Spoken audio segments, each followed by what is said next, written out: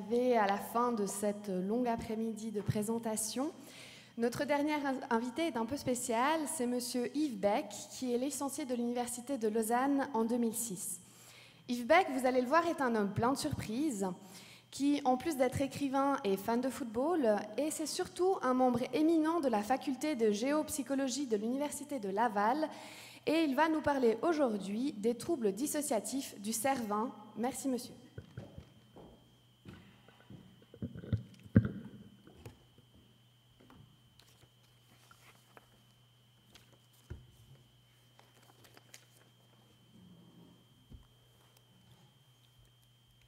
C'est bon, c'est bon. Je vous remercie beaucoup.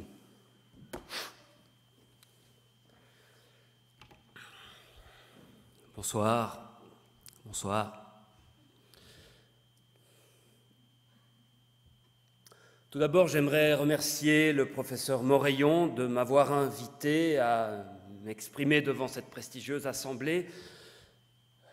J'ai des souvenirs émus des cours que j'ai suivis avec lui à l'époque où j'étais à l'université de Lausanne. Je les ai tous suivis, tous. C'était avant qu'il soit bègue. Je me souviens pour toujours d'un principe qu'il nous enseigna à l'époque, l'importance fondamentale des cellules. Excusez-moi, je suis un peu stressé, j'ai fait du cheval toute la matinée. Quelques mots peut-être pour me présenter, j'espère que mon PowerPoint va fonctionner. Oui, souvent, vous l'avez remarqué, les PowerPoint ne fonctionnent pas. Pardon. Oui, on est assis là, on attend la présentation, et puis sur l'écran, il n'y a rien. Pardon. Alors, je regarde. Oui, il faut que je le lance. C'est le bordel sur ce PC. C'est un Mac. C'est un Mac. Voilà, je le lance. Il n'y a rien. Je suis un peu stressé, pardon. Voilà, je crois que c'est bon. Voilà. Yves Beck. Oui, je m'appelle Yves Beck. Oui, là j'ai 14 ans, je n'ai pas trouvé de photo plus récente, mais je me suis dit, après tout, on est à Lausanne, ça ira bien.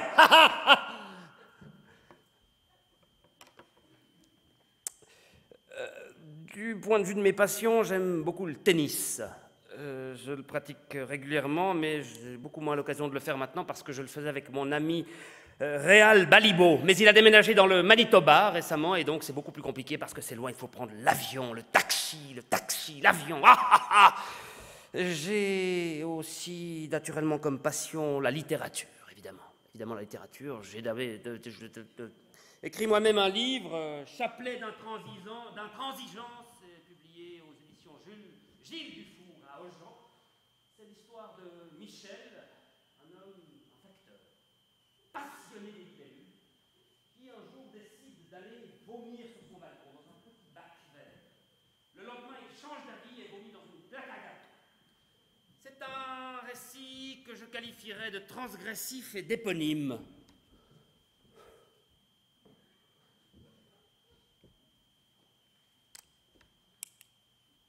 Point de vue académique, j'ai obtenu une licence à l'Université de Lausanne en 2006. C'était à la faculté de biologie ou de géosciences, peu importe. Ensuite, je suis allé faire une thèse à l'Université Laval, et non pas de Laval, mais Laval, l'Université Laval, et non pas de Laval, à Québec. J'adore le fromage. J'adore le fromage.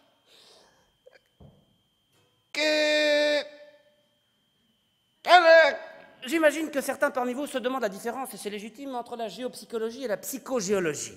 Évidemment, tout le monde se pose la question. Ça a d'ailleurs fait l'objet d'un colloque c'est le colloque, pas la colloque Yves Beck, auquel j'ai participé à Laval. Alors, si vous voulez, la psychogéologie applique l'approche cognitivo-comportementale avec analyse fonctionnelle, qualitative et quantitative et contrathérapeutique à l'analyse du relief. Je ne vous vois pas. À l'analyse du relief. Je ne vois plus mon texte. Alors que la géopsychologie est davantage orientée sur la tectonique, si vous voulez, et elle cherche à comprendre.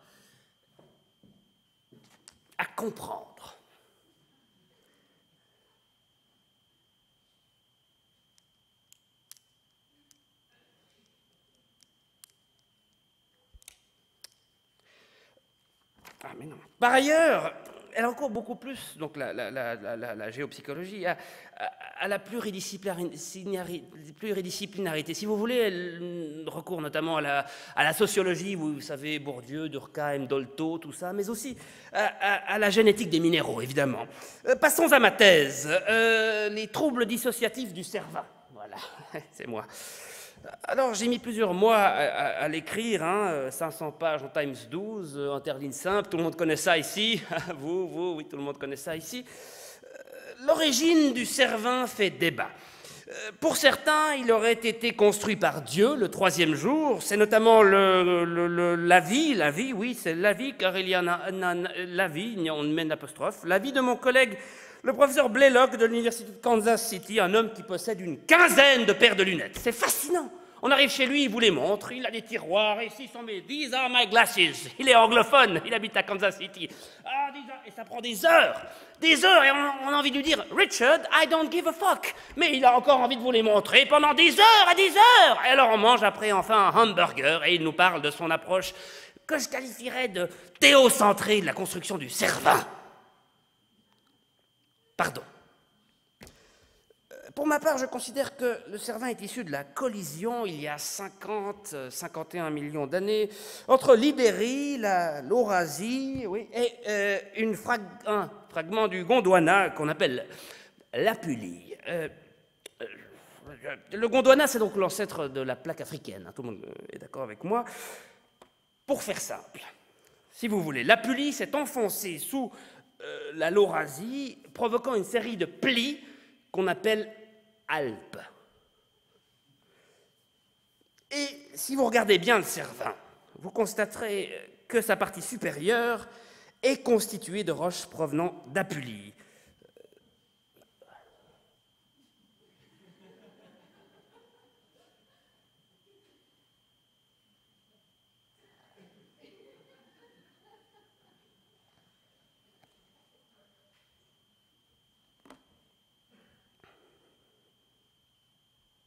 Autrement dit, de la plaque africaine.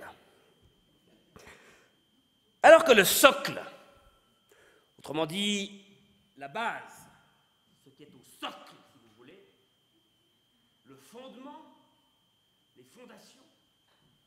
Je reviens à mes notes parce que je ne sais pas du tout ce que je vais vous dire après. Oui, ce qui est en bas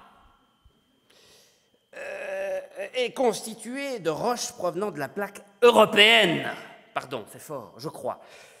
Le cervin a donc deux origines, africaine et européenne. Ce qui m'a amené à m'interroger sur sa façon de gérer cette... excusez-moi, on oublie toujours d'éteindre ces petites choses. Ah oui, non, je suis occupé, voilà. Ce qui m'a amené, pardonnez-moi, disais-je, à m'interroger sur sa façon de gérer cette dualité, car, comme le dit Schopenhauer, il n'est d'être dual que dans l'abstraction du dual. Ou, plus simplement, il faut tuer le père. Il insiste, excusez-moi. Voilà. Yves Beck. Ciao. No, sono a Losanna adesso. Scusez-moi. No, il mio cappello è rosso. Sì, come una fragola. Ok, ciao. Excusez-moi, je me demande qui c'était. Où en étions-nous? Qu'est-ce que c'est que ça? Ah oui, je ne sais pas. Ah, voilà. Das Matterhorn gehört zur Dent-Blanche-Decke der Unterostalpins. Also einem weit nach Westen auf die penninischen Decken der Westalpen ausgeschobenen Trümmerstück einer ostalpinen Decke. Die Basis des Matterhorns, also bis zur Hörnli-Hütte, bis auf den Matterhorn-Gletscher und den Furkgrat, ist penninisch, also Westalpin. Das Horn selber gehört zur Dent-Blanche-Decke, und zwar der untere Teil bis zur Schulter, zur Arola-Serie und der oberste Teil zur Valpelline-Serie der Dent-Blanche-Decke. Alors, je ne sais pas si vous êtes déjà allé en Afrique. Mais moi, j'ai eu cette chance. C'était en 2006. En 2006 ou en 2000... En 2007. Vous avez raison, en 2007. C'était avec mon ami Jules Besson, qui a changé de sexe depuis, et nous sommes allés au Maroc. Et alors, j'étais passionné, fasciné, complètement ébahi par la gentillesse des habitants. Toujours un magazine, toujours un jus d'orange, toujours une activité à proposer comme du tissage ou... Peu importe, you name it, they have got it. Des gens profondément habiles. Et si vous observez bien le sommet du Cervin, eh bien vous constaterez qu'on y retrouve ces caractéristiques, autrement dit, la sédimentarisation a intégré les caractéristiques psychosociales de l'origine tectonique des roches concernées. Je vous remontre l'image.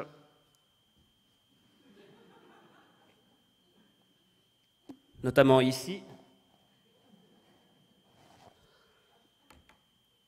Quant au socle, son origine européenne engendre une certaine arrogance et une grande difficulté à envisager toute remise en question. La cohabitation de ces deux ensembles de caractéristiques ambivalentes engendre naturellement des fissures. Alors mon collègue Schmutz de l'université de Hambourg parle de faille. Je lui dis, mais enfin, Joron, car il s'appelle Joron, tu exagères. On parle fort à Francfort. Et il me dit non, je pense que ce sont des failles. Je ne sais pas comment on dit ça en allemand parce qu'il est francophile et donc francophone comme tous les francophiles. Et pour ma part, ça les trêve de...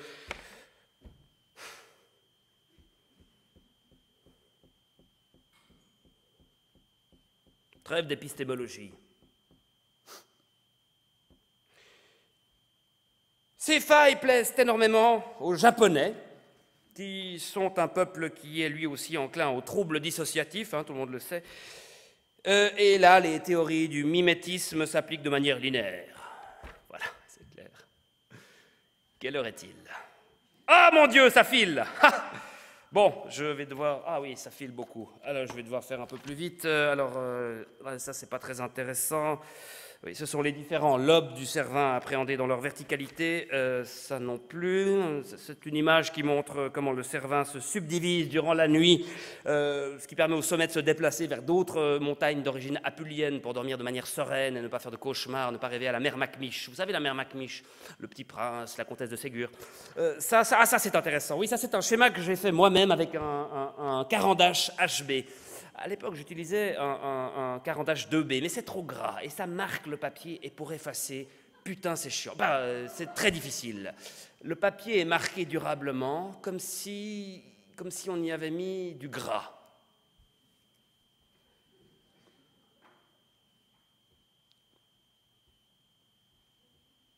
Ah, pardon, je n'ai pas fini. Ah oui, ça, j'en ai déjà parlé. Il y a ça aussi. Bon, ouais, je crois que j'ai dit l'essentiel. Voilà, je regarde. Non, il n'y a plus de feuilles. Ah, il n'y a plus de feuilles. Peut-être juste encore une image d'Edith Piaf qui regarde le Cervin. Je crois que tout est dit. Voilà, et maintenant pour conclure, est-ce que vous avez questions?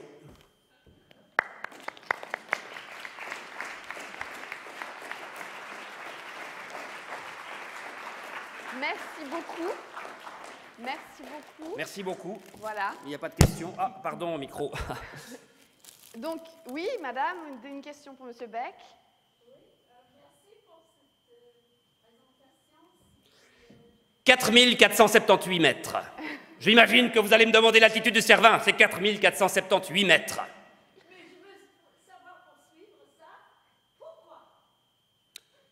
Eh bien... Ça remonte à l'enfance. Mes parents m'emmenaient toujours skier au Mayen-de-Ride. Et moi, je voyais des petits chocolats dans les restaurants, vous savez, chez Mövenpick, notamment à l'arrêt du Chablais, qui s'appelait à l'époque Ivorne, qui a été rebaptisé depuis il y a, je crois, 7-8 ans, Chablais. À l'époque, ça s'appelait Ivorne. Il y avait déjà un Mövenpick à l'époque, et on s'arrêtait là parfois pour uriner. Et de temps en temps, j'ai pu obtenir de la part de mes parents l'autorisation d'aller quémander un petit chocolat au restaurant Mövenpick. Alors, sur le petit chocolat du restaurant Movenpick, il y avait régulièrement le pont de Lucerne, le jet d'eau de Genève, les 2 tours dont personne ne connaît le nom à Zurich, et le Cervin, mais jamais les Mayendrides. Les Mayendrides qui sucent. Dès lors, je me suis dit que j'allais compenser et me passionner pour le Cervin. Merci beaucoup pour cette magnifique réponse.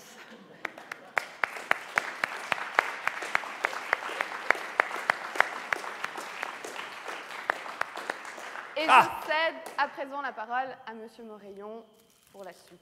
Merci beaucoup. Ah, pardon, merci beaucoup.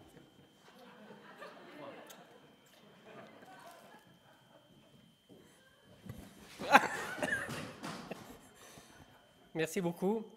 Merci mes lunettes. Non.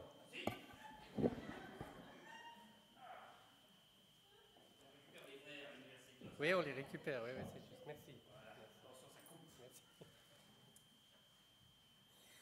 Merci. Merci.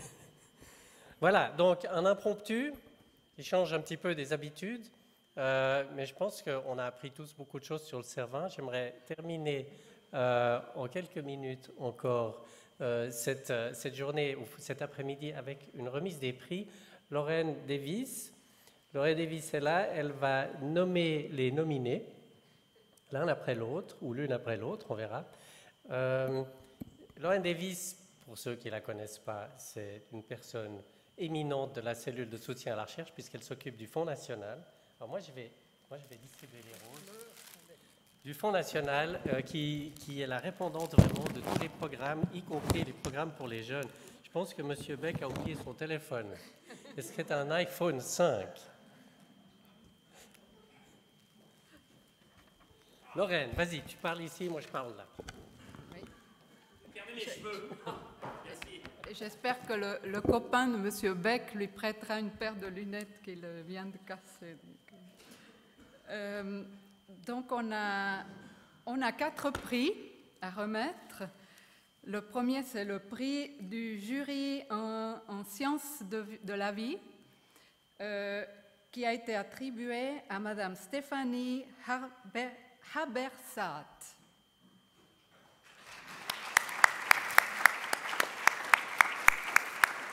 Pour son poster sur, j'espère que je le dirai juste, Early Life Stress makes the hypothalamic pituitary adrenal axis of preterm infants more sensitive to mothers post-traumatic stress. Voilà.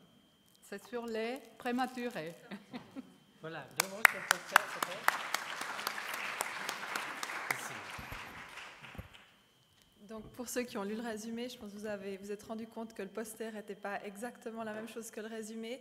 Donc c'est une grande recherche qu'on a fait où il y a 2 posters et ça s'est interverti malheureusement.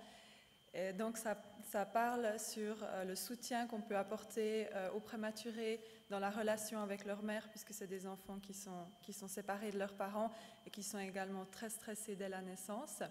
Et c'est le soutien qu'on peut leur amener pour qu'ils aient un développement le plus optimal possible. Merci beaucoup. Merci beaucoup. Voilà l'enveloppe, les roses et la bise cette fois.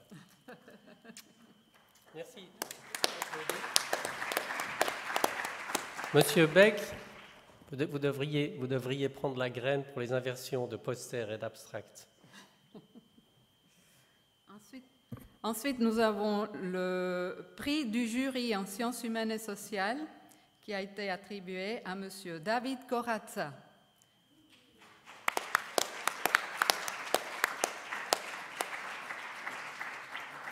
Pour son poster intitulé « L'analyse des réseaux sociaux comme outil de compréhension des réseaux criminels, le cas particulier d'un trafic d'héroïne en Suisse ».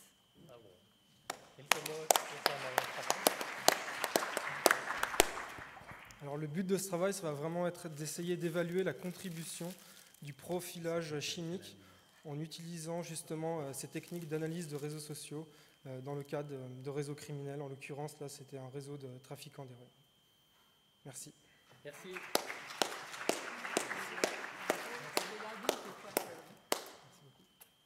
Merci à vous. Bravo. Ensuite, nous avons 2 prix du public, ex aequo. Je commence par la dame. Prix du public, Madame Emmanuelle Klein-Logel.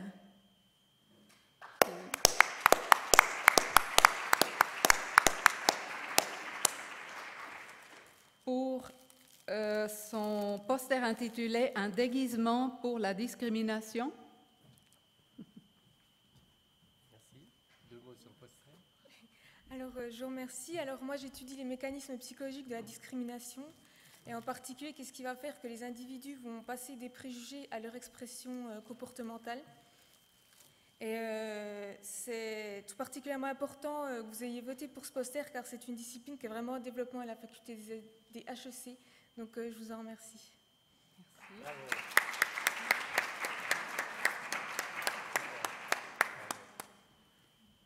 Et enfin, l'autre prix du public a été décerné à Monsieur Gaspard Turin.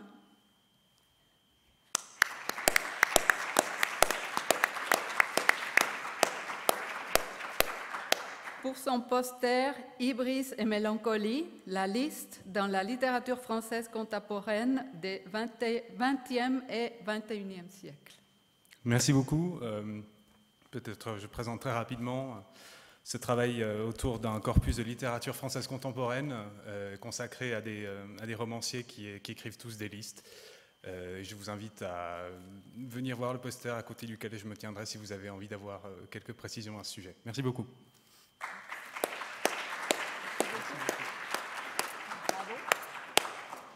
Voilà, j'aimerais remercier encore toutes les oratrices, tous les orateurs, les conveners, comme on dit en anglais, les modérateurs, Lorraine Davis, le Fonds national, toute l'équipe dehors qui s'est occupée de l'organisation de ces doctorales.